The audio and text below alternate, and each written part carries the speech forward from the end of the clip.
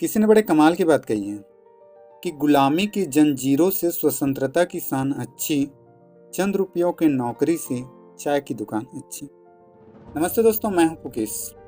एक छोटी सी कहानी है जो कि एक प्राइवेट नौकरी करने वाले एक लड़के का है। दोस्तों, आजकल के प्राइवेट जॉब करने वाले व्यक्ति की बात करें तो वह इतनी बिजी हो गया है कि उसे अपने घर परिवार और यहाँ तक कि अपने बच्चों तक के लिए वक्त नहीं निकाल पा रहा है।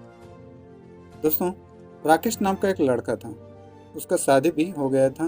उसके परिवार में एक पत्नी और एक प्यारा सा 5 साल का बेटा है। राकेश अक्सर अपने काम की वजह से घर देर से पहुंचता है।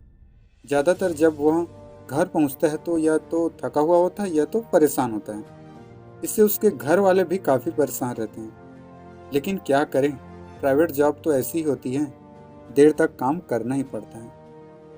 एक दिन राकेश अपने काम से थका हारा घर पहुंचा और आते ही सोफे पर लेट गया।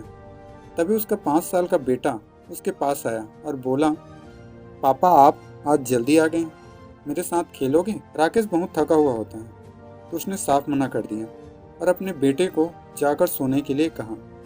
बेटे ने फिर जिद करते हुए कहा, पापा आप मेरे साथ ड्राइंग करो ना। पहले जब हम साथ में ड्राइंग करते थे तो हमें कितना मज़ा आता था। इस बार राकेश ने उसे डांट कर अंदर कमरे में भेज दिया। लेकिन कुछ देर बाद राकेश अपने बेटे के कमरे में गया। उसका बेटा रो रहा था। राकेश ने अपने बेटे के सर पर हाथ फेरते हुए कहा कि बेटा, मैं बहुत थका हुआ था इसलिए गुस्से में डांट दिया। I am sorry. ये सुनते ही बेटा अपने बेड पर से उठकर बैठ गया और पूछा, पापा आप 1 घंटे में कितना कमाते हो? राकेश ने कहा कि मैं 1 घंटे में 400 रुपये कमा लेता हूँ। कुछ देर बाद ते करते करते बेटे की आंखों में नींद भर आई और वह सो गया। अगले दिन राकेश को काम से घर आने में काफ़ी देर हो गया। जब राकेश घर पहुंचा तो उसने देखा कि उसका बेटा अभी भी जाग रहा है। राकेश के घर पहुंचते ही उसके बेटे ने कहा, पापा आप मुझे 200 रुपये दो ना। राकेश ने फिर बेटे को डांट दिया और कहा कि तुम्हारे फालतू खर्चे के लिए मेरे पास पैसे नहीं।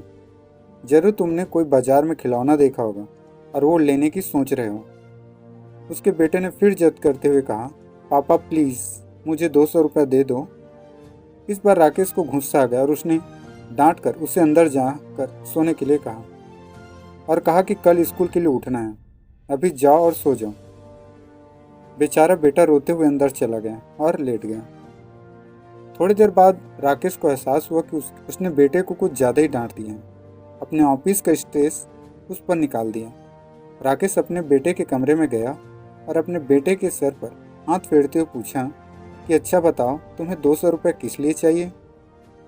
बेटा तुरंत उठकर बैठ गया और उसने कहा कि पहले आप मुझे 200 रुपये दो। राकेश ने जेब से निकालकर बेटे के हाथ में 200 रुपये थमा दी। बेटे ने अपने तकिए के नीचे से 200 रुपये निकाले और अपने पापा को दे दिए।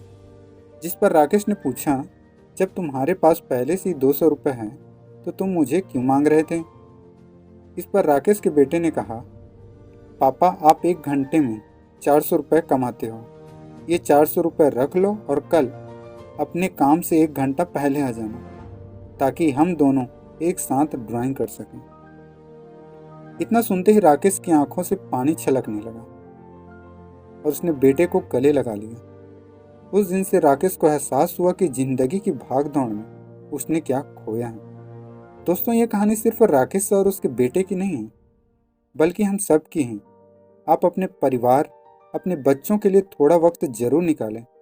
वो मासूम सिर्फ आपका साथ चाहता है, और अगर आप वो भी ना दे पाए तो जिंदगी का मायना क्या रह जाएगा। दोस्तों, मेरा एक दोस्त है जो कि एक सरकारी नौकरी में है। उसने मेरे पास एक फ़नी एसएमएस किया था जिसमें लिखा था, जो बुखार में भी काम करे वह होता है व्यापारी, जो बुखार में भी काम करे वह होता है व्यापारी, और जिसे काम देखकर बुखार आ जाए वह होता है सरकारी कर्मचारी। तो दोस्तों, यह कहानी आपको कैसा लगा हमें कमेंट कर जरूर बताएं। वीडियो अच्छा लगा हो तो एक लाइक तो बनता है। मिलते हैं और एक नई कहानी के साथ।